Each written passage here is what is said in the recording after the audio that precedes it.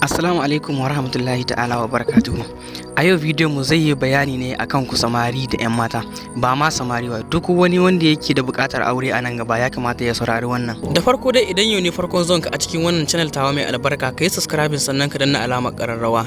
To bayanin da zan yi a nan shine, idan za ka yi aure ko za ki yi aure, ki tsaya ki samu mijin da ya dace da ke, ba wai wanda zai wahalar da ke ba ko kuma wanda za ta wahalar da kai a rayuwa ba. Ma'ana ina nufi a nan shine wanda kuka dace da juna, domin idan ba a dace da juna ba za a sha wahalhalu kala-kala. Irin matar da ya kamata ku aura a nan ita ce wadda ke mutuwar son ku ko kuma wanda yake mutuwar son ki. Ina gani idan kun samu wannan, alamu na nuna cewa komai naku ya kusa zuwa ƙarshe. Saboda in ka samu matar da ke son ka, ba ƙaramin abu zai haɗa ku ba. Idan ma wani abun ya haɗa, to ba zai yi tasiri ba, sabili da tana ƙaunar ka. Ke ma idan kika samu irin wannan namijin, sai in ce da ke tuwon ki ya huce, saboda duk wanda yake son ka ba zai so ya ga bacin ranka ba, ko da akan akai fani. Halayen matar da zaka aura yana a cikin soyayya, domin idan tana son ka, duk abin da ka buƙaci da ta yi maka za ta yi maka shi ba tare da ta girgiza maka kai ba, ko da ko abin ba zai yi mata daɗi ba. Lalle ni akan fahimtar da ni game da matar da za ku aura ko namijin da zaki aura shine ya kasance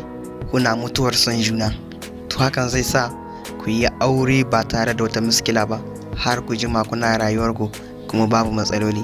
Dan soyayya da zarar akwai ta, idan akwai ta tsakani da Allah, ba za a taɓa samun matsaloli masu girma ba. Abin da zan kira ga samari da 'yan mata, su tsaya su dage su biɗo abin da suke so, ko kuma wadda ta dace da kai ko kuma wanda ya dace da ke, domin rayuwarku ta aure ta inganta.